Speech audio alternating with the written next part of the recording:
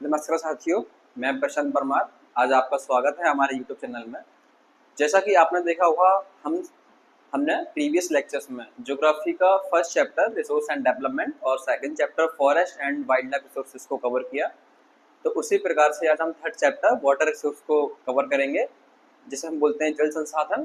तो बेसिकली इस चैप्टर को ही हम 2 से या 3 पार्ट्स में इसको कवर करेंगे, ताकि इस चैप्टर को बारीकी से और अच्छे तरीके से, गुणवत्तापूर्ण तरीके से समझा जा सके।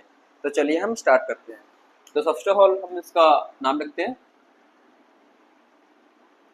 जल संसाधन, जिसे बोलेंगे वाटर रिसोर्सेस। बेसिकली वाटर को, यानी कि जल को संसाधन के रूप में कैसे उपयोग करेंगे, ये सारी चीजें हम देखेंगे। हम देखेंगे कि इसमें जल यानी कि वाटर की डेफिनेशन क्या होगी, और जल का जो वितरण है पूरी पृथ्वी पर वो क्या है, जल के स्रोत क्या है, कहाँ से जल कितनी कितनी मात्रा में हमें उपलब्ध होता है, जल की दुर्बलता क्या है, जल के संरक्षण और उसकी आवश्यकता क्या है, और जल को संरक्षित करने के उपाय कौन कौन से हैं, ये सारी चीजें आज हम पार्ट 1 में कवर करेंगे। तो बने रहिए हमारे साथ में। तो बेसिकली मैंने आपको बताया था कि जो भी चीज़ हमारे एनवायरनमेंट में और हमारे लिए उपलब्ध है और हमारी नीड्स को फुलफिल करती है, तो वो सारी चीज़ें किसमें आती है, संसाधन में। तो बेसिकली जल को संसाधन के रूप में देखना है, और जल एक महत्वपूर्ण संसाधन है, क्योंकि जल हमारे जीवन का आधार है। तो इसीलिए हम आज इस चैप्टर को अच्छे से कवर करेंगे, और इतना डीप या फिर इतने अच्छे से एक्सप्लेन करने का मैं प्रयास करूंगा कि आपका ये चैप्टर या फिर आपका जो सिलेबस है एनसीईआरटी का वो भी कवर हो, बल्कि जितने भी स्टूडेंट्स कॉम्पिटिटिव एग्जाम्स की प्रिपरेशन कर रहे हैं उनके लिए भी वाटर रिसोर्स का जो चैप्टर है वो अच्छे से प्रिपेयर हो जाए। तो सबसे पहले हम एक सिंपल सी वाटर यानी कि जल की परिभाषा देख लेते हैं। तो जल रंगहीन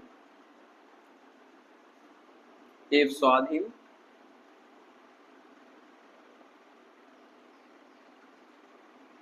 तरल पदार्थ है, जिसका निर्माण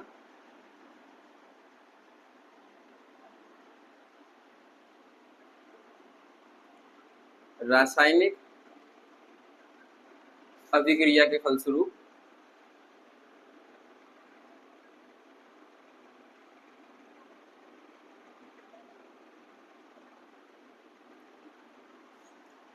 हाइड्रोजन और ऑक्सीजन के मिलने से हुआ है।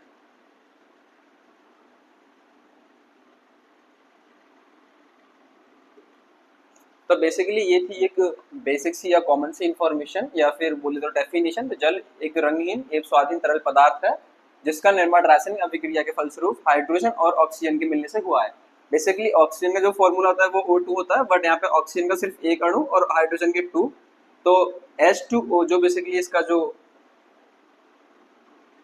फॉर्मूला निकल के आएगा तो वो होगा H2O। तो अभिक्रिया के फलस्वरूप H2 हाइड्रोजन और ऑक्सीजन के मिलने से हुआ है। जल जीवन का आधार है।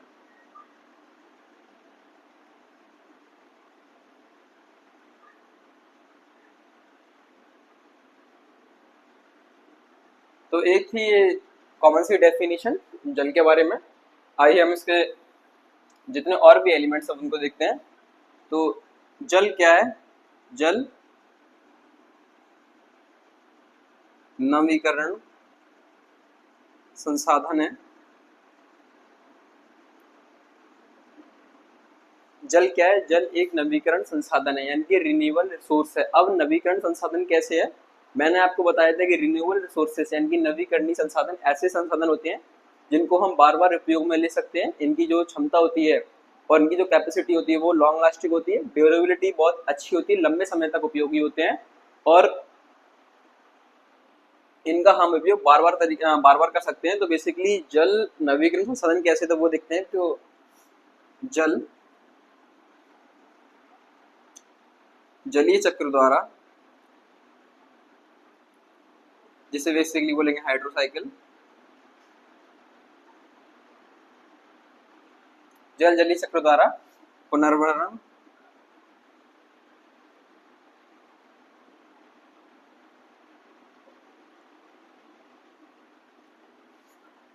पुनर्भरण होता रहता है,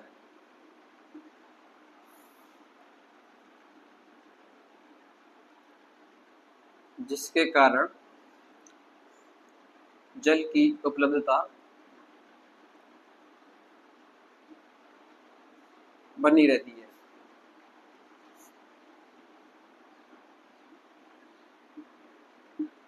तो जल नवीकरण संसाधन है, यानी कि एक रिन्यूएबल रिसोर्स है। तो वो कैसे है कि जल जलीय चक्र द्वारा पुनर्भरण होता रहता है, यानी कि हाइड्रो साइकिल के द्वारा जल जो है वापस से पृथ्वी पर उपलब्ध है, और जिसके कारण जल की उपलब्धता हमेशा बनी रहती है।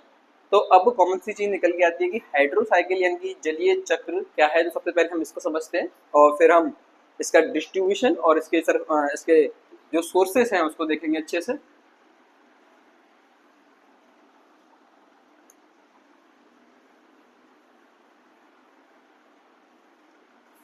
तो सबसे पहले आता है हाइड्रो साइकिल।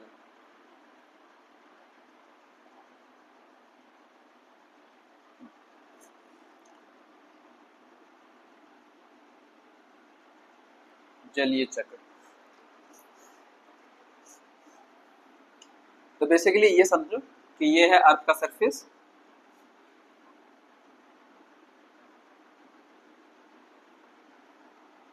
अर्थ के सरफेस पे कोई एक बड़ा जल का स्रोत है, चाहे वो एक बड़ा तालाब हो या फिर नदी के रूप में हो या फिर सागर के रूप में भी हो सकता है। और ये है हमारा सन। सन की जब सीधी किरणें इस तालाब या फिर जल स्रोत के ऊपर पड़ेंगी तो तापमान यानी कि टेम्परेचर अधिक होने के कारण ये क्या होगा, वेपराइज होगा, यानी कि बाष्पीकरण की प्रोसेस, वेपराइजेशन जो इसमें होगा। और ऊपर जो आसमान में जो बादल बनी है और जो हवाएं हैं, इस वेपर को जो है एब्जॉर्ब करेंगी, यानी कि इस जल वाष्प को क्या करेंगी, अवशोषित करेंगी, जिसे हम लिखते हैं जल वाष्प, यानी कि वेपर के फॉर्म में। और फिर जब ये हवाएं या आसमान में जो भी बादल होंगे इस वेपराइजेशन की प्रोसेस के माध्यम से जो भी जल वाष्प को इकट्ठा करेंगी या एब्जॉर्ब करेंगी, तो इनमें एक प्रोसेस होती है संघनन की क्रिया। क्या होती है, संघनन की कंडेंसेशन।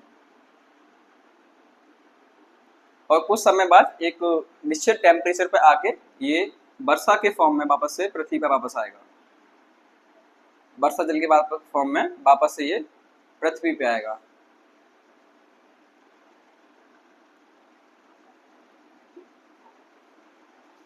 तो बेसिकली इतना समझो कि ये अर्थ का सरफेस है, अर्थ के सरफेस पे कोई एक बड़ा तालाब है या कोई जल का स्रोत जो सागर के रूप में भी हो सकता है। ये है सन यानी कि सूर्य। सूर्य की जब सीधी किरणें इस तालाब पर पड़ेंगी तो इसका पानी गर्म होगा, यानी कि टेम्परेचर अधिक होने के कारण जल वाष्प की क्रिया होगी और जल वाष्प के रूप में आसमान की तरफ जाएगा, और वहाँ की जो हवाएं होंगी और जो बादल होंगे वो इस वाष्प को एब्जॉर्ब करेंगे।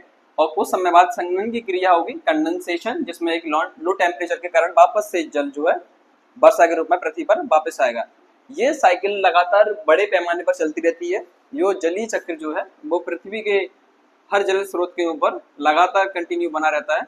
तो इसी प्रोसेस के कारण जल का पुनर्भरण हमारे अर्थ के सरफेस पर बार बार होता रहता है। जब तक हाइड्रोसाइकिल एक अच्छी मात्रा में पृथ्वी के सरफेस पे होती रहेगी तो जल नवीकरणीय ऊर्जा स्रोत बना रहेगा। तो बेसिकली यही था आपका हाइड्रोसाइकिल, और इसी साइकिल के बेस पे हम कहते हैं कि जल नवीकरणीय स्रोत है, यानी कि या फिर जल नवीकरण संसाधन है, यानी कि वाटर कैसा एक रिन्यूएबल रिसोर्स है, क्योंकि हाइड्रोसाइकिल के द्वारा वापस से वो क्या हो रहा है, रिसाइकिल हो रहा है। बस सिर्फ इतना ही जानना है।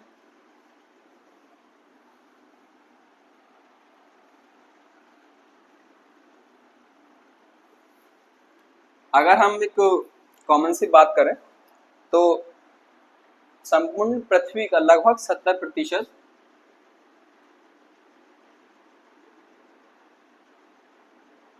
संपूर्ण पृथ्वी का लगभग 70% यानी कि 3/4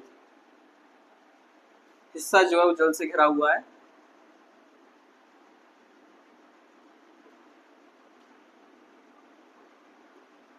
पृथ्वी का जो टोटल सरफेस है या कुल भूभाग है उसका 70% जो है उस पर जल उपलब्ध है, और 30% पे वो बेसिकली भूभाग है, यानी कि सरफेस एरिया। तो अर्थ का जो कुल भूमि है उसका 70% जो जलीय भाग से घिरा हुआ है और 30% जो है उस पर सरफेस एरिया है, बेसिकली जिस पर 7 कॉन्टिनेंट्स और कई सारी कंट्रीज उस पर मौजूद हैं। और मैं ये बताऊं आपको एक छोटी सी इन्फॉर्मेशन, 70% में से मात्र 2% ऐसा है जो पानी हमारे लिए उपयोगी है, यानी कि प्योर वाटर है।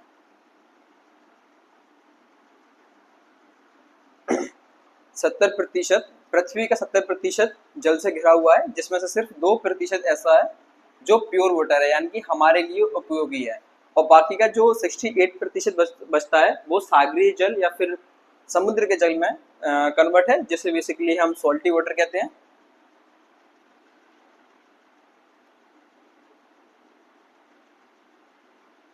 सॉल्टी वाटर हिंदी में बोलेंगे तो लवणीय जल। और जो प्योर वाटर है बेसिकली हम उसको हिंदी में बोलते हैं अलवणीय जल।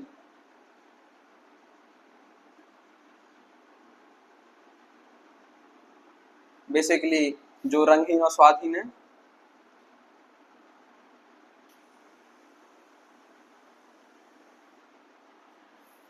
और ये कैसा है, खारा जल। तो ये था बेसिकली पृथ्वी पर जल की उपलब्धता।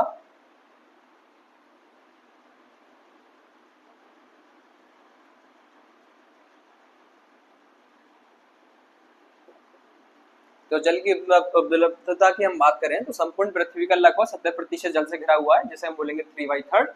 और 30% है उस पर है पृथ्वी का भूभाग, यानी कि सरफेस एरिया। जो 70% जल है उसमें से केवल 2% जो जल है वो है प्योर वाटर, जो बेसिकली अलवणीय जल है, जो हमारे लिए उपयोगी है, जैसे हम रंगीन स्वादहीन के रूप में देखते हैं। और बाकी का जो 68% इसमें से निकल के आएगा वो कैसा है, लवणीय जल, यानी कि सॉल्टी वाटर। बेसिकली जो सी एरियाज में जो पानी देखने को मिलेगा वो ये लवणीय जल है। अब प्योर वाटर जो है बेसिकली इसके जो प्योर वाटर है बेसिकली उसके स्रोत क्या है, यानी कि इसके सोर्सेस क्या है। तो पहला है ग्लेशियर, एक नदियां, दूसरा तालाब, और एक है मुख्य भूमिगत जल।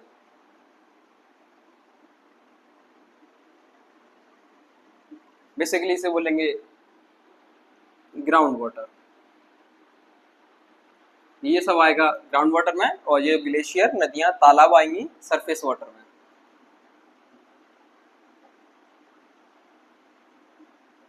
तो मुझे लगता है कि जल की उपलब्धता के बारे में जितने भी फैक्ट्स थे और सारी चीजें थी वो हमें समझ में आ गई होंगी। प्योर वाटर जो हमारे लिए उपयोगी है वो अगर सरफेस वाटर पर बात करें तो उसमें ग्लेशियर, नदियां, तालाब के रूप में शामिल है। और भूमिगत यानी कि ग्राउंड वाटर के रूप में उसमें देखें तो इसमें बेसिकली कुएं और नलकूप शामिल होंगे। नलकूप यानी कि आपके ट्यूबवेल, जिनसे भूमिगत जल को निकाला जाता है और अपने उपयोग में दिया जाता है। तो यही सारी चीजें थी जो बेसिकली हमें समझना था। अब हम देखते हैं कि जल की दुर्लभता क्या है और उसके संरक्षण के उपाय के लिए क्या क्या आवश्यक तत्व हैं, हम उनको अच्छे से पढ़ेंगे।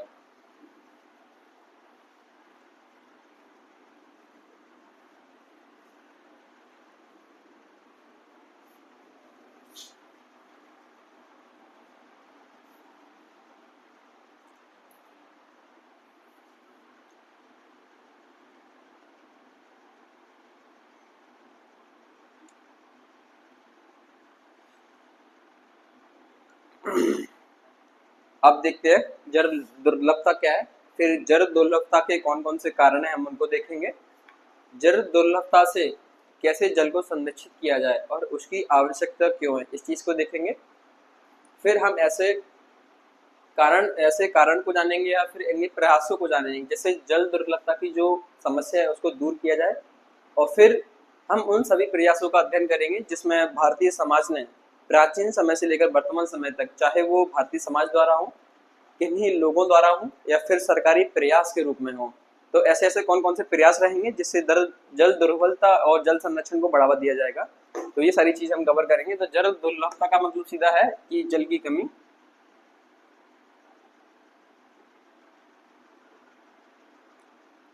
तो जल दुर्लभता का मतलब है जल की कमी, सिंपल से इतना समझो। तो इस कमी का क्या क्या कारण है बेसिकली वो हमें जानने हैं। तो इसके जितने भी कारण हम उस पर चर्चा करेंगे। तो पहला है अतिशोषण।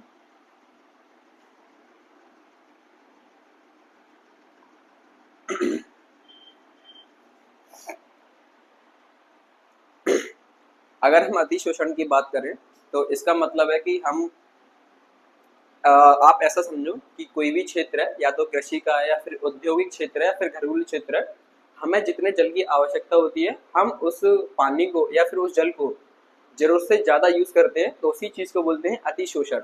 जैसे मान के चलिए हमें एक व्यक्ति के लिए लगभग रोजीना 20 लीटर पानी चाहिए और वही व्यक्ति लगभग 50 से 60 लीटर पानी को व्यर्थ में उपयोग में ले रहा है, जिसकी उसको ज़रूरत नहीं है।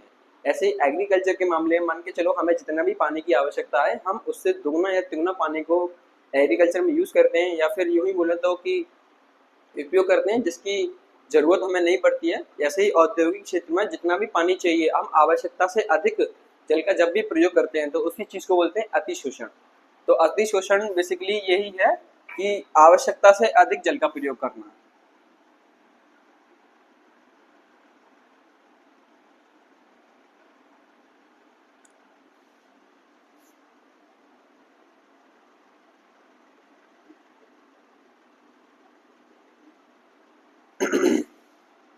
एक है अतिदोहन। तो मुझे लगता है फर्स्ट पॉइंट जो है जल की दुर्बलता यानी जल की कमी, तो उसके जो कारण है उसमें सबसे पहला जो है अतिशोषण। आपको समझ आया होगा कि आवश्यकता से अधिक जल का उपयोग करना। दूसरा है अतिदोहन। अतिदोहन का मतलब है कि जल की बर्बादी।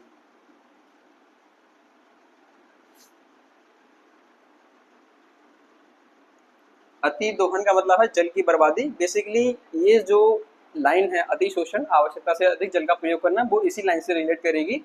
अतिदोहन यानी कि हम जल को उपलब्ध तो करा रहे हैं, बट जल का अच्छे से यूज कैसे किया जाए या फिर उसका यूटिलाइजेशन हमको नहीं मालूम, तो जिससे जल का क्या है अतिदोहन हो रहा है, यानी कि यूज बहुत हो रहा है। जैसे कि मान के चलो हमारे घर में जो नल होते हैं उनमें रिसाव होता है, कई बार टोटियाँ खराब हो जाती हैं, या फिर जो भी पाइपलाइन होती है वाटर सप्लाई की वो खराब हो जाती है, तो रास्ते में या फिर सड़कों के किनारे कई भारी मात्रा में जल का रिसाव होता है, जिससे हमारा वाटर क्या होता है वेस्ट हो जाता है। तो वही चीज हमें देखने को मिलती है अति दोहन में, कि जल की जो सप्लाई की जा रही है चाहे वो नल के माध्यम से हो या फिर बड़ी पाइपलाइन के माध्यम से हो या फिर किसी टैंक के माध्यम से हो, या फिर जो भी सोर्स है जिससे जल उपलब्ध कराया जा रहा है किसी शहर में या किसी गाँव में, उसमें बड़े पैमाने पर हमें रिसाव देखने को मिलता है, जिससे हम लोग है ना जल को कंज्यूम करने में असमर्थ होते हैं या फिर उसका उपयोग करने में असमर्थ होते हैं।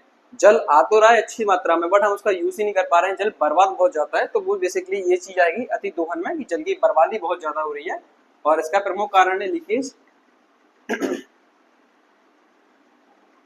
चाहे वो नल के द्वारा हो या फिर पाइपलाइन के द्वारा। तीसरा है रासायनिक कृषि।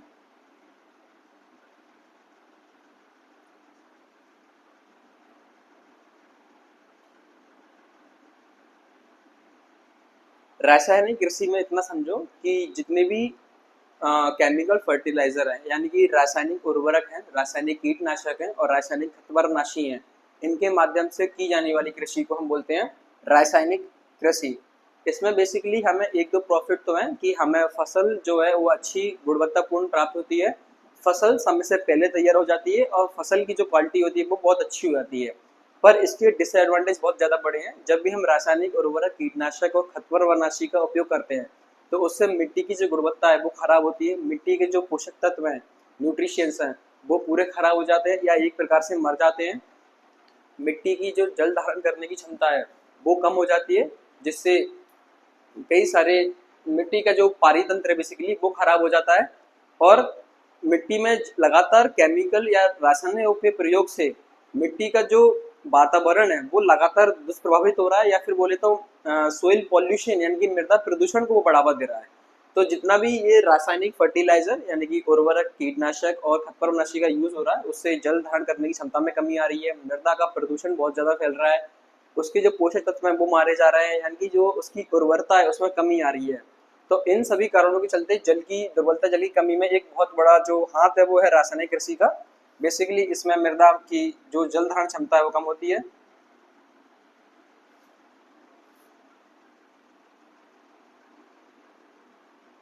क्षमता में कमी, मृदा प्रदूषण,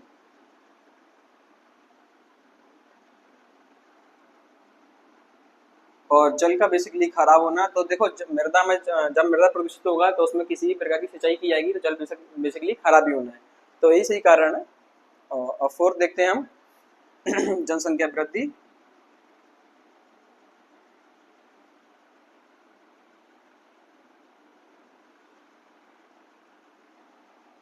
अब जनसंख्या वृद्धि से क्या तात्पर्य है? तो किसी भी क्षेत्र में लगातार जनसंख्या का बढ़ना ही जनसंख्या वृद्धि है, या फिर एक निश्चित क्षेत्र में एक समय अंतराल पर लगातार जनसंख्या का बढ़ना जनसंख्या वृद्धि है बेसिकली। इसमें क्या होता है कि देखो जैसे ही जैसे जनसंख्या बढ़ेगी हमें वाटर की सप्लाई लगातार बढ़ानी पड़ेगी। जितनी जनसंख्या होगी उनके घरों के लिए हमें लगातार या 24 घंटे या कुछ समय अंतराल पर पानी की उपलब्धता को सुनिश्चित करना पड़ेगा। जितनी जनसंख्या उस क्षेत्र में रह रही है उसके लिए अनाज उपलब्ध कराना पड़ेगा, और अनाज उपलब्ध होगा तो बेसिकली उसके लिए क्या चाहिए? इरिगेशन यानी कि सिंचाई व्यवस्था। एग्रीकल्चर या फिर कृषि तभी संभव है जब उसको एक अच्छी और उचित मात्रा में पानी उपलब्ध हो। तो जितनी भी जो जनसंख्या की वृद्धि लगातार बढ़ती जा रही है उस जनसंख्या के लिए खाद्यान्न सामग्री की उपलब्ध कराना यानी कि कृषि क्षेत्र में जल की मांग को बढ़ाना है। एग्रीकल्चर अधिक होगा तभी हमारे पास जो फूड प्रोडक्टिविटी है यानी कि जो खाद्य सामग्री आएगी उसी से हम जनसंख्या वृद्धि जो लगातार हो रही है उनकी हम पूर्ति कर पाएंगे। तो बेसिकली एक बहुत बड़ा कारण है जनसंख्या वृद्धि में। और तो एक तो है कृषि क्षेत्र को लगातार जल उपलब्ध कराना। दूसरा, जनसंख्या रहेगी तो घरेलू कार्यों में भी जल की बहुत बड़ी मांग आएगी, चाहे वो कपड़े धोने के लिए हो या खाना पकाने के लिए हो, चाहे उनके स्नान के लिए हो या फिर सैनिटेशन के लिए हो। तो जब जब जिस जिस क्षेत्र में जनसंख्या वृद्धि आएगी उस क्षेत्र में जल की कमी या जल दुर्लभता के रूप में सामने हमारे आएगा, क्योंकि जनसंख्या वृद्धि का बढ़ना है, एक तो खाद्य सामग्री का लगातार बढ़ना, घरेलू कार्यों के लिए जल का लगातार बढ़ना, और जितने भी औद्योगिक गतिविधियों को अंजाम हमारी जनसंख्या देती है उनमें लगातार वाटर सप्लाई को बनाए रखना। तो ये एक बहुत बड़ा कारण है जनसंख्या वृद्धि का जल की कमी के लिए। पांचवा है वनों की कटाई।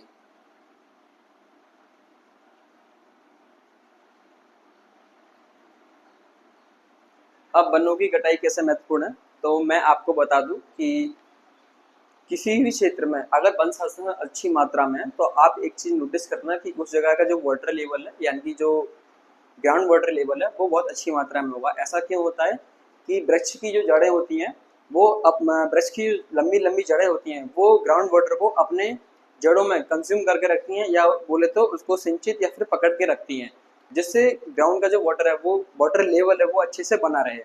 जिस भी क्षेत्र में बड़े पैमाने पर बाढ़ आती है अगर उस जगह अच्छे खासे जंगल हैं या फिर वनों की उपलब्धता बहुत अच्छी है तो एक तो वन जो होते हैं वो बाढ़ नियंत्रण का काम करते हैं। बाढ़ नियंत्रण का काम इसलिए करते हैं कि जिस भी क्षेत्र में अगर अचानक से बाढ़ जैसी समस्या आती है तो वन क्या होते हैं, भारी मात्रा में जल को कंज्यूम या एब्जॉर्ब करके रखते हैं। उनकी जो जड़ें होती हैं वो भारी मात्रा में जल को सिंचित करके रखती हैं, जिससे बाढ़ जैसी समस्या से भी निपटा जा सकता है। दूसरा, जो जो पानी सरफेस के हुए सतही जल के रूप में बह रहा है लगातार, बाढ़ के रूप में हो चाहे फिर नदियों से या फिर वर्षा के रूप में हो, उनको बड़ी मात्रा सिंचित करके रखता है, जिससे ग्राउंड वाटर लेवल है वो हमेशा बना रहता है। तो बेसिकली जब वन ही नहीं होंगे तो उनकी जड़ें कहाँ से होंगी, और जड़ नहीं या वृक्ष नहीं होंगे या जड़ नहीं होंगी उनकी बेसिकली, तो जल को वो सिंचित नहीं रख पाएंगी और जो सतही जल है या फिर ग्राउंड वाटर लेवल वो अपने आप गिरता चला जाएगा और पानी की कमी लगातार बनी रहेगी। तो बेसिकली एक ये प्रमुख कारण है वनों की कटाई, एक था जनसंख्या वृद्धि, रासायनिक कृषि, अति दोहन और एक अति शोषण, और एक लिखते हैं औद्योगिकरण।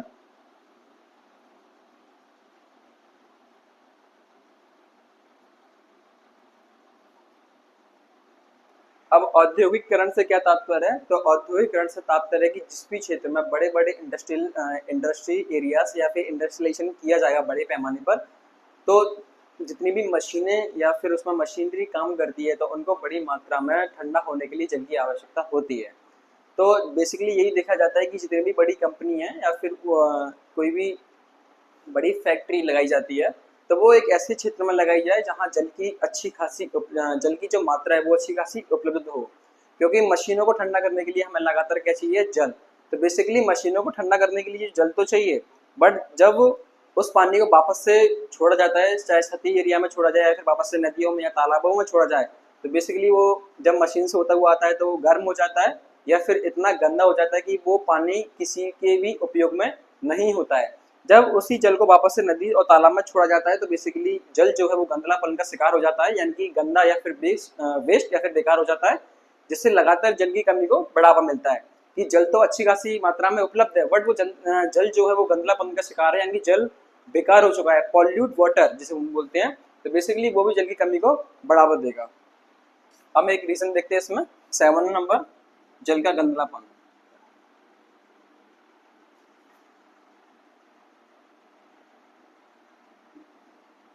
इसे बोलते हैं वेस्ट वाटर, या मुझे लगता है कि पॉल्यूट वाटर ज़्यादा सही बोलना सही होगा।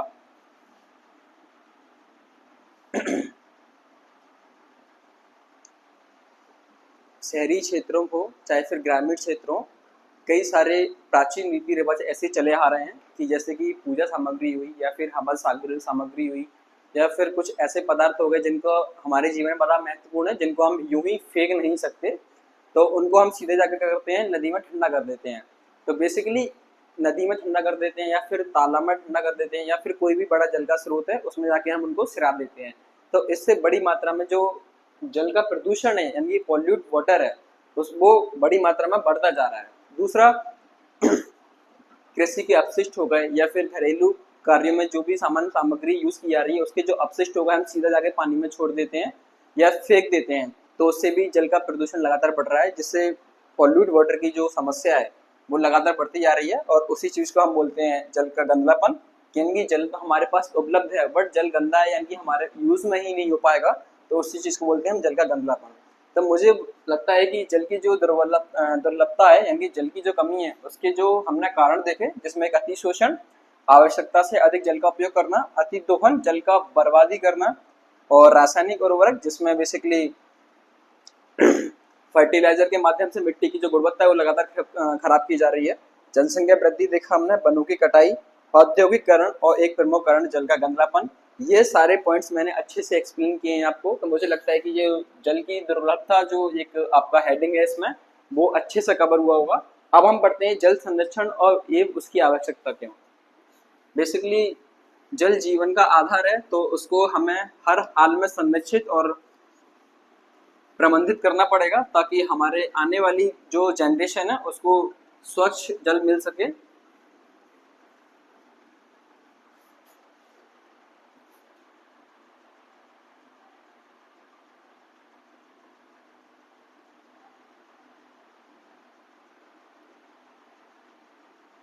जल संरक्षण एवं उसकी आवश्यकता क्यों।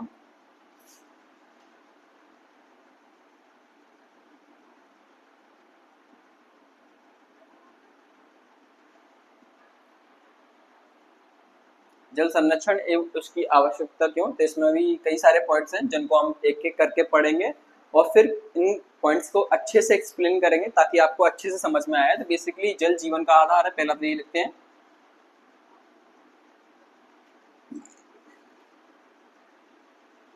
जल जीवन का आधार है, जल के बिना जीवन संभव नहीं है।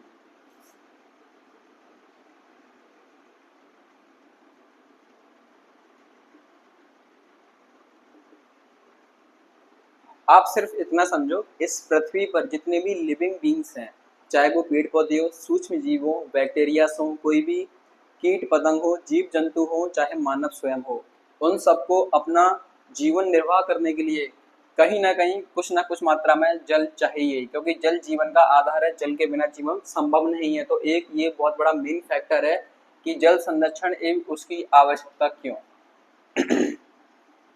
दूसरा, खाद्य सुरक्षा को बनाए रखने के लिए।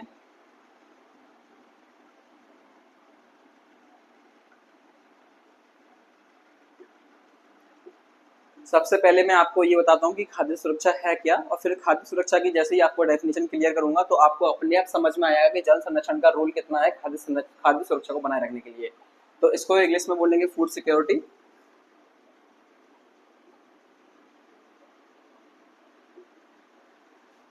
बेसिकली सभी के लिए,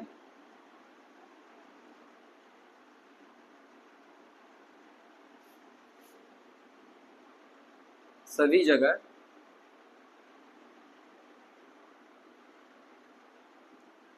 सभी समय उचित कीमतों पर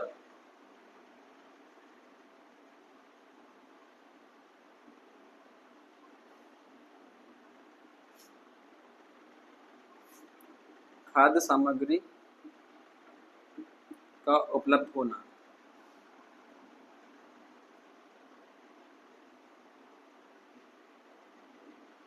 मुझे लगता है कि आपको डेफिनेशन से क्लियर हो गया होगा कि खाद्य सुरक्षा बेसिकली क्या है, कि सभी के लिए सभी जगह सभी समय उचित कीमतों पर खाद्य सामग्री का उपलब्ध होना, इसी को बोलते हैं हम खाद्य सुरक्षा यानी कि फूड सिक्योरिटी।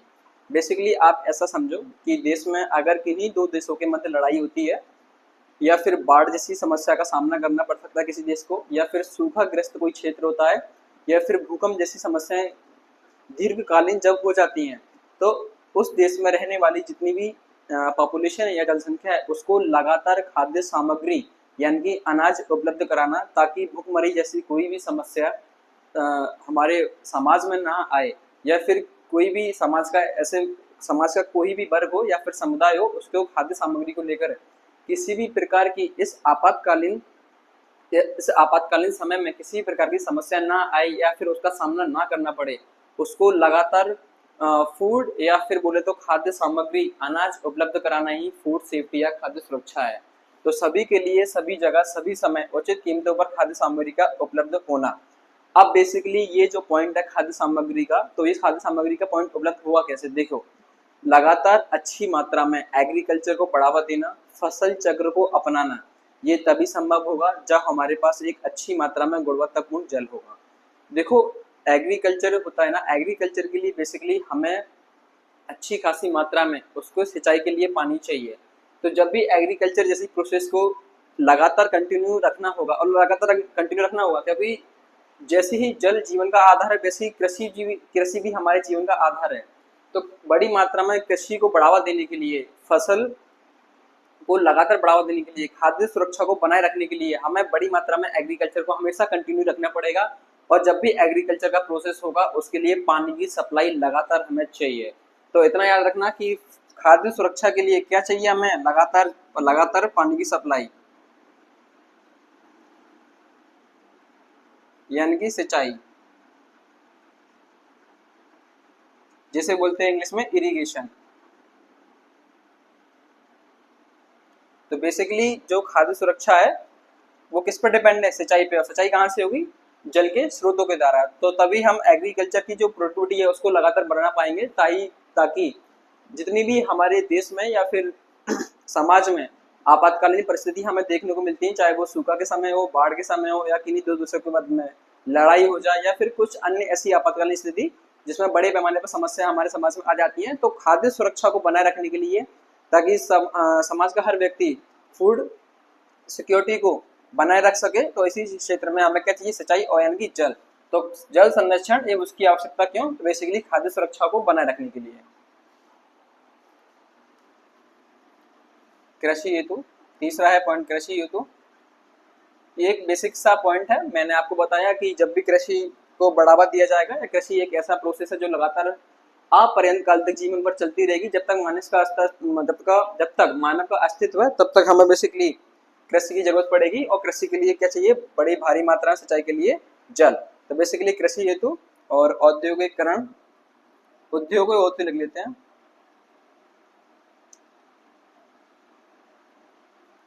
जब भी कोई बड़ी कंपनी या फिर इंडस्ट्री लगाई जाएगी, या फिर कई सारी इंडस्ट्रीज को एक क्षेत्र में लगाया जाएगा, जिसे बोलेंगे हम इंडस्ट्रियलाइजेशन की प्रोसेस जब भी होगी, तो बड़ी बड़ी मशीनों को ठंडा करने के लिए, या फिर जो भी प्रोडक्ट या कोई भी सामान उन कंपनियों में तैयार किया जाता है, तो उसको कई भारी मात्रा में जल की आवश्यकता होती है। तो जल की निरंतर सप्लाई बनाए रखने के लिए हमें जरूरत है जल संरक्षण की, तो उद्योगों हेतु।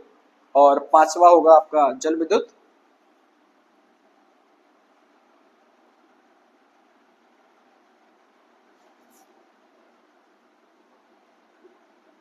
जल विद्युत संयंत्र जैसे बोलते हैं हाइड्रो इलेक्ट्रिसिटी।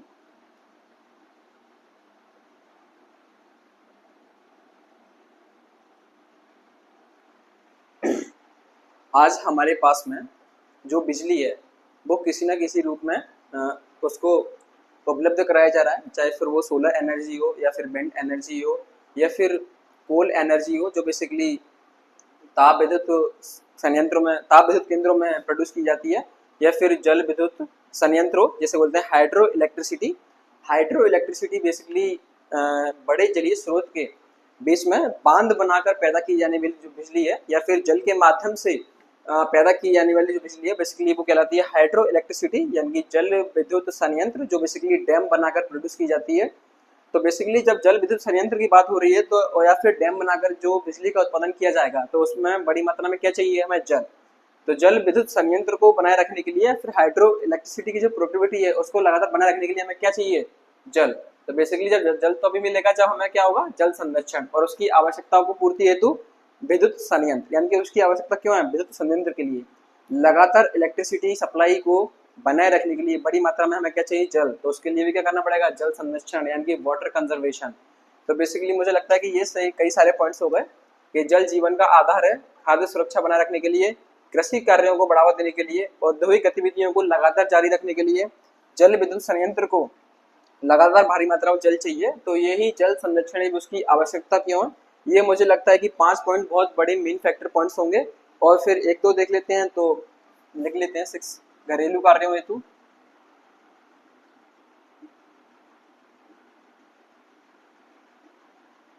बेसिकली जितनी भी जनसंख्या है उसकी रोजमर्रा की जिंदगी के लिए जितना भी वाटर सप्लाई है उसको हमेशा बनाए रखने के लिए तो ये घरेलू कार्यों में आ जाएगा, जाकि जिससे वो अपना खाना बना सके, स्नान कर सके, सैनिटेशन कर सके, दूसरा कपड़े धो सके, या फिर उसकी अन्य आवश्यकताओं की भी पूर्ति जल के माध्यम से की जाए। तो बेसिकली ये सब चीजें आएंगी घरेलू कार्य हेतु। और बेसिकली अगर हम ये लिखें तो भारत की बढ़ती जनसंख्या लिख लेते हैं, चलो एक पॉइंट ये भी।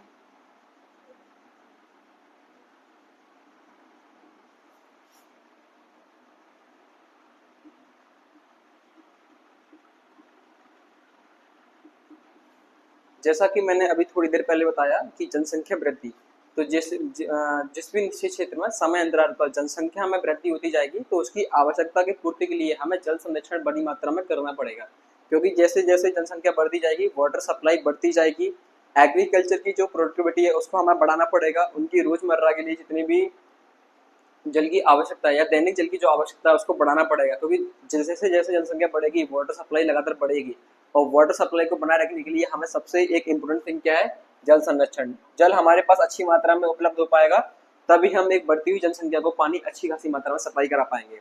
तो भारत की बढ़ती जनसंख्या के लिए भी हमें क्या करना पड़ेगा, वाटर कंजर्वेशन। तो मुझे लगता है कि जल संरक्षण है उसकी आवश्यकता के लिए ये कई सारे पॉइंट्स आपके लिए सफिशियंट है।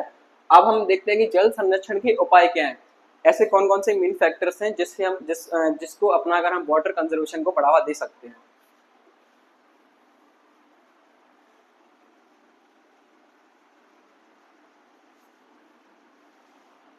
मुझे लगता है कि मेरे द्वारा जो भी समझाया जा रहा होगा वो आसान शब्दों में आप सबको अच्छे से समझ आ रहा होगा। अगर किसी भी प्रकार की त्रुटि या फिर मिस्टेक मुझसे होती है तो उसके लिए आप कमेंट या फीडबैक दे सकते हैं अच्छे से, जिससे मैं उस चीज़ को और अच्छे से इम्प्रूव करने की कोशिश करूंगा। अब है जल संरक्षण के उपाय।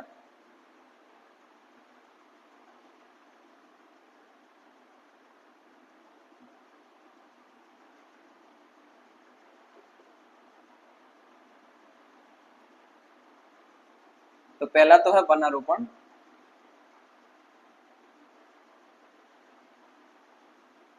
अब वनारोपण क्या है, तो हमें भारी मात्रा में वनों की एक बड़ी मात्रा में बाढ़ लगानी है। बाढ़ लगाने का मतलब होता है कि भारी मात्रा में वनों का वनारोपण करना, यानी कि प्लांटेशन जैसी प्रोसेस को बढ़ावा देना। मैंने आपको बताया कि जब भी बाढ़ जैसी समस्या से कोई क्षेत्र जूझता है या फिर सूखाग्रस्त की समस्या से कोई क्षेत्र जूझता है तो वनारोपण यानी कि वन उस क्षेत्र को स्टेबल रखने में एक बहुत बड़ी भूमिका निभाते हैं। अगर बाढ़ जैसी समस्या किसी क्षेत्र में बनी है तो वृक्ष की जो जड़ें हैं वो जल को संचित करती हैं, कंज्यूम करती हैं और बाढ़ जैसी समस्या से जल निदान दिलाती हैं। दूसरा, अगर किसी क्षेत्र में बड़ी मात्रा में वाटर लेवल गिर जाता है, यानी कि बाढ़ जैसी समस्या से वो क्षेत्र बड़े लंबे समय से जूझ रहा है, तो उसमें भी हम बड़े मात्रा में वृक्षों को लगाकर उस वाटर लेवल को जड़ों के माध्यम से कंज्यूम या संचित कर सकते हैं, जिससे वाटर लेवल कुछ हद तक बना रहे और सूखा जैसी समस्या से हमें निदान मिल सके। तो बेसिकली वनारोपण यानी प्लांटेशन बहुत बड़ा एक रोल है इसका। दूसरा है जैविक कृषि।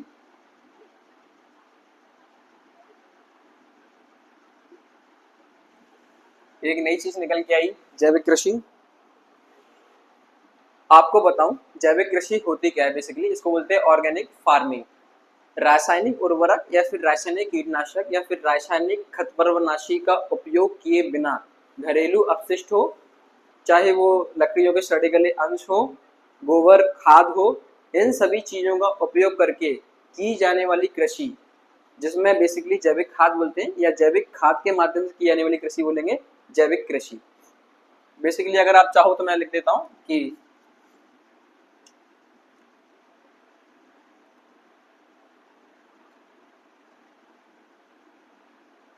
रासायनिक उर्वरक, रासायनिक उर्वरक, रासायनिक कीटनाशक,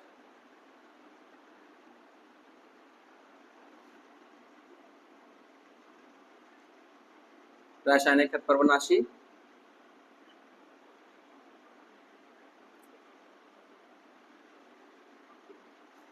के बिना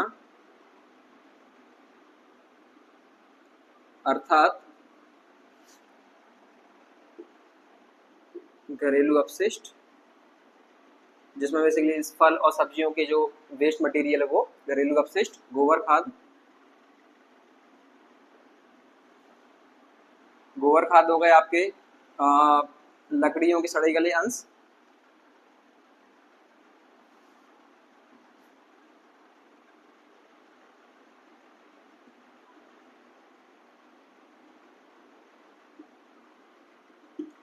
से प्राप्त पदार्थ से की गई कृषि।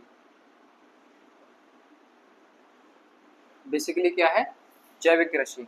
तो रासायनिक उर्वरक, रासायनिक कीटनाशक, रासायनिक खरपतवारनाशी के बिना अर्थात घरेलू अपशिष्ट, गोबर खाद और लकड़ियों के सड़े गले अंश से प्राप्त पदार्थ से की गई कृषि को बोलते हैं बेसिकली हम जैविक कृषि। इसमें बेसिकली जैविक खाद का प्रयोग किया जाता है और जैविक खाद बेसिकली घरेलू अपशिष्ट, गोबर खाद और लकड़ियों के सड़े गले अंश से प्राप्त किया जाता है। और जब भी जैविक खाद का प्रयोग हुआ तो जैविक कृषि को बढ़ावा मिलेगा।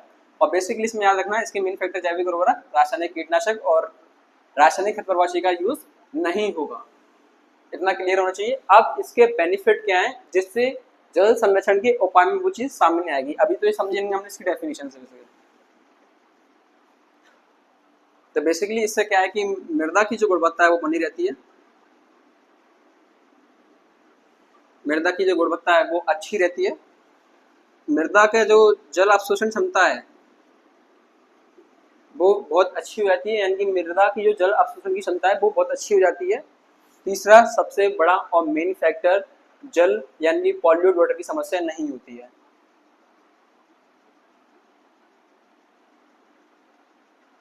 पॉल्यूट वाटर की समस्या नहीं होती, यानी जल प्रदूषित नहीं होता है।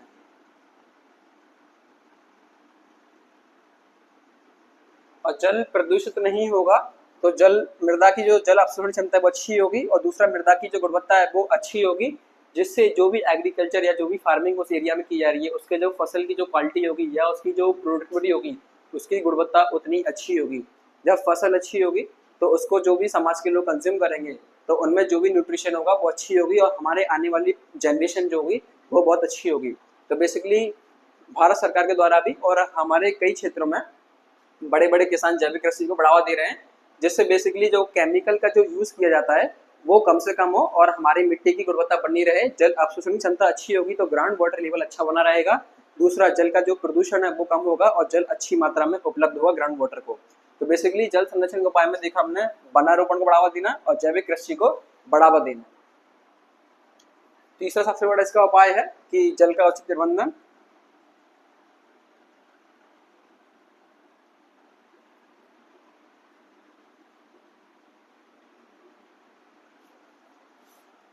प्रबंधन एवं नियंत्रण।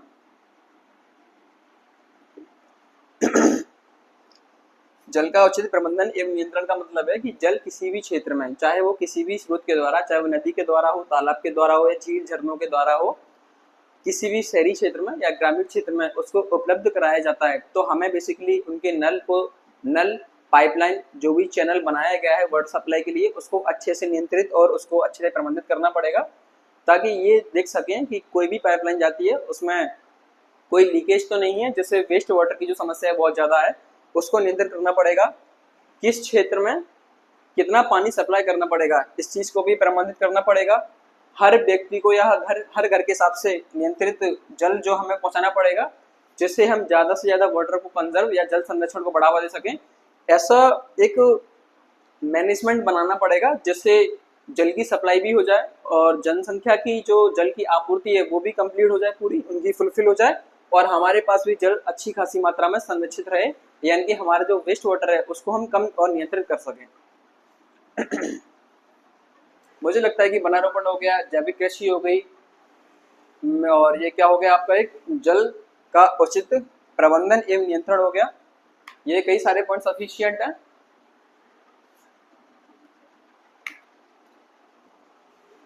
उपाय में और क्या हो सकता है?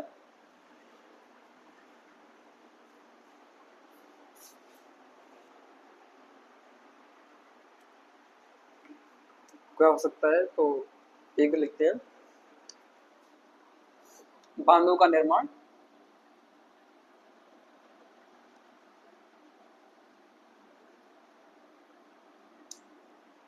यानी कि डैम फॉर्मेशन।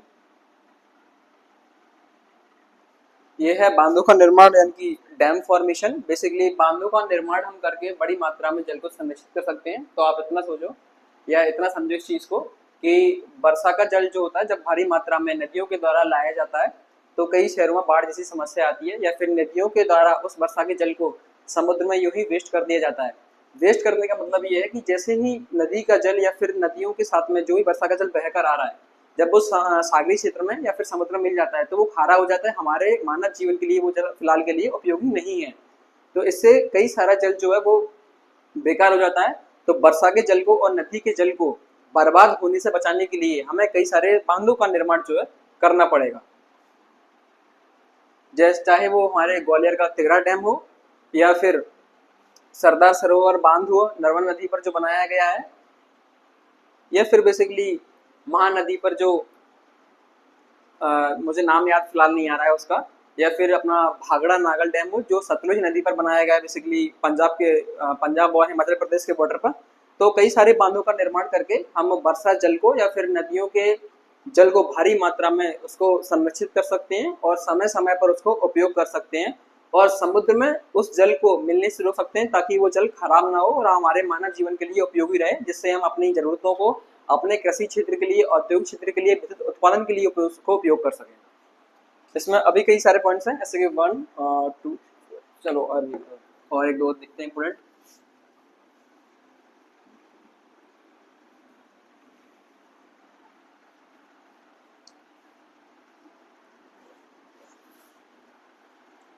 हाँ, महानदी पर जो बांध बना है उसे बोलते हैं हीराकुंड बांध, जो बेसिकली जिसका प्रमुख कार्य है कि उड़ीसा जैसे क्षेत्र में बड़े पैमाने पर बाढ़ की समस्या देखने को मिलती है, तो उसी जल को नियंत्रित करने के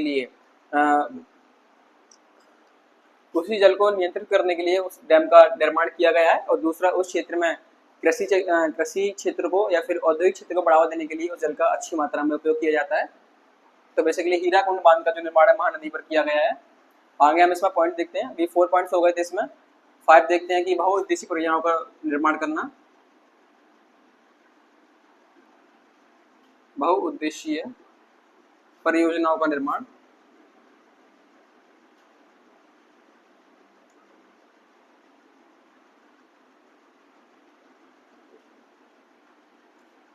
सबसे पहले तो आप ये समझो कि बहुउद्देशीय का मतलब क्या होता है।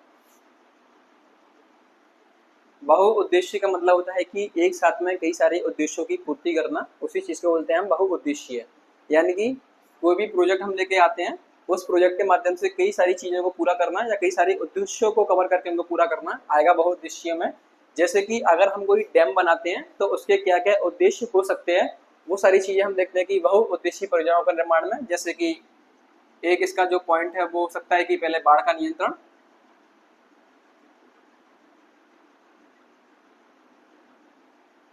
दूसरा हो सकता है कि कृषि हेतु जल उपलब्ध कराना,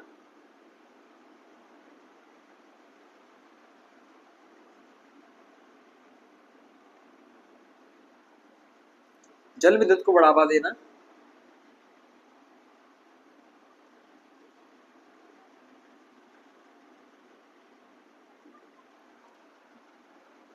जल आपूर्ति सुनिश्चित करना शहरी और ग्रामीण क्षेत्रों में।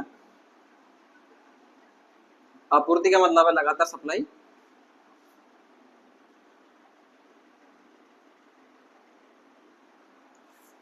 एक हो सकता है मनोरंजन के साधन।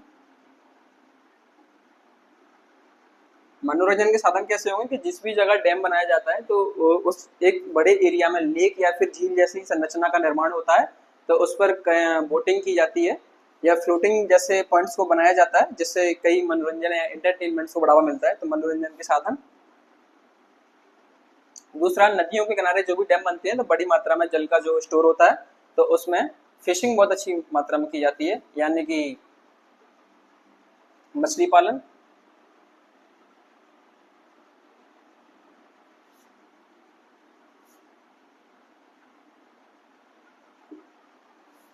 तो ये सारे पॉइंट्स निकल के आए, जैसे कि बाढ़ का नियंत्रण करना। बहुउद्देशीय परियोजनाओं का निर्माण में होता है ना कि बहुउद्देश्य का मतलब होता है कि एक साथ में कई सारे उद्देश्यों की पूर्ति करना, तो उसे बोलते हैं बहुउद्देशीय। बेसिकली बांध बनाकर ये सारे उद्देश्यों को पूरा किया जा सकता है। तो जैसे कि बाढ़ का नियंत्रण, कृषि हेतु जल उपलब्ध कराना, जल विद्युत को बढ़ावा देना, जल आपूर्ति को बढ़ावा, मनोरंजन के साधनों को बढ़ावा देना बोटिंग के माध्यम से, और मछली पालन को बढ़ावा देना। तो बेसिकली देखा कि हमने एक बांध बनाया और एक बड़ी झील का निर्माण हुआ, जिसमें हमने बाढ़ का नियंत्रण किया, कृषि क्षेत्र हेतु जल विद्युत, जल आपूर्ति, मनोरंजन, और इनके 1 2 3 4 5 6 यानी कि एक बांध के निर्माण से हमने 6 उद्देश्यों की पूर्ति की। एक टारगेट से कई सारे उद्देश्यों की पूर्ति करना बेसिकली कहलाता है बहुउद्देशीय, इसलिए हम इन परियोजनाओं का जो नाम रखते हैं वो रखते हैं बहुउद्देशीय परियोजना। और बेसिकली जो बांध के निर्माण के माध्यम से इनकी पूर्ति की जाती है। तो मुझे लगता है कि ये सारे जो जल संरक्षण के उपाय हैं, जैसे वनारोपण हो गया, जैविक कृषि को बढ़ावा हो गया, बांध का निर्माण हो गया, बांध के निर्माण से बहुउद्देशीय परियोजनाओं का निर्माण हो गया, ये सारे पॉइंट सफिशिएंट है। और एक और हम देखते हैं इसमें नदी जोड़ो परियोजना, जो सबसे एक मेन इंपोर्टेंट थिंग है इस पॉइंट की।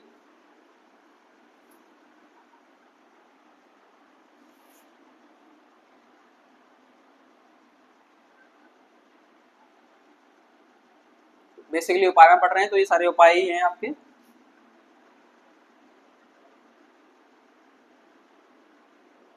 अब नदी जोड़ो परियोजना कैसे इसका डिफाइन करेंगे, तो बेसिकली आप इतना समझो कि ऐसे मान लो कि राजस्थान का जो पश्चिमी क्षेत्र है, जिसमें बीकानेर, बाड़मेर, जैसलमेर जैसे कई राज्य आते हैं। मध्य प्रदेश का हमारा उत्तर पश्चिमी क्षेत्र हो गया, जो बेसिकली सूखाग्रस्त क्षेत्र है। राजस्थान का पश्चिमी क्षेत्र जो मैंने बताया वो भी सूखाग्रस्त क्षेत्र है। पंजाब का पश्चिमी क्षेत्र, हरियाणा का पश्चिमी क्षेत्र, जहाँ पानी की उपलब्धता बहुत कम है। यहाँ जितनी भी नदियां हैं बेसिकली वो या तो वर्षा के जल के ऊपर डिपेंड है, या फिर जो नदियों का चैनल है वो पर्याप्त नहीं है। और किसी क्षेत्र में, चाहे वो मध्य प्रदेश का पूर्वी हिस्सा हो या मध्य प्रदेश का दक्षिणी हिस्सा हो, महाराष्ट्र का पूर्वी हिस्सा हो, तमिलनाडु का पूर्वी हिस्सा हो, सॉरी तमिलनाडु का नहीं, कर्नाटक का पूर्वी हिस्सा हो, हमारा उत्तराखंड का राज्य हो, यहाँ पे नदियों की संख्या जो है भारी अच्छी मात्रा में है। यहाँ कुछ नदियां तो ऐसी हैं जो 12 मासी हिमालय के द्वारा जल प्राप्त करके बहती हैं, और कुछ नदियां ऐसी हैं जहाँ वर्षा का जल जो है बहुत अच्छी मात्रा में वर्षा होती है, जिससे वो नदियां 12 मासी बहती हैं।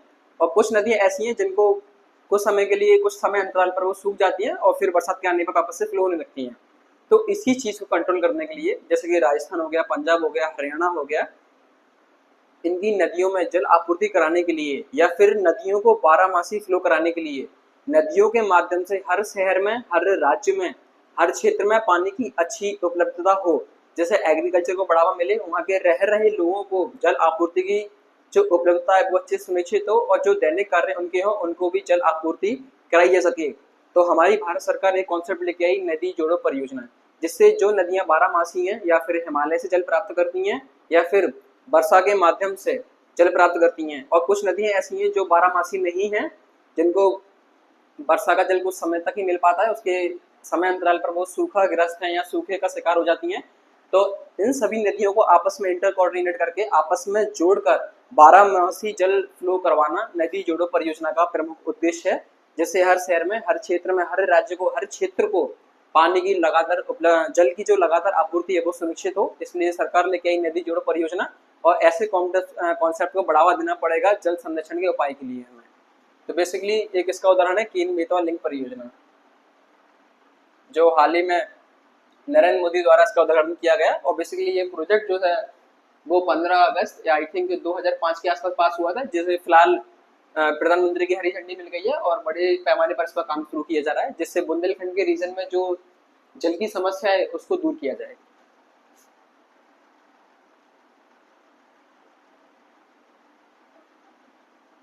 और इसी पॉइंट्स के साथ में आज की क्लास हमारी खत्म होती है, और मुझे लगता है कि आज जो मैंने समझाया, मेरा जो भी प्रयास रहा वो आपको अच्छे से समझ में आया होगा। जो भी इस टॉपिक में आपको क्लियर नहीं हुई है, किसी प्रकार की समस्या आपको फेस करने को मिली हो, तो आप मुझे अच्छे से फीडबैक दे सकते हो। तो जल संसाधन में बेसिकली संसाधन के रूप में जल का कैसे प्रयोग होगा। जल एक नवीकरण जल स्रोत है, संसाधन का जो स्रोत है। हाइड्रोसाइकिल समझा, जल दुर्लभता को समझा, जल की कमी के क्या कारण थे उसको समझा, जल संरक्षण के उपायों को देखा, और जल संरक्षण और उसकी आवश्यकता को भी देखा। और फिलहाल ये सारी चीजें हमने कंप्लीट की। मुझे लगता है कि फर्स्ट पार्ट आज अच्छा से आपका कवर हुआ। हम सेकंड पार्ट और थर्ड पार्ट में इस चैप्टर को खत्म करने की कोशिश करेंगे। तब तक के लिए आपको थैंक यू।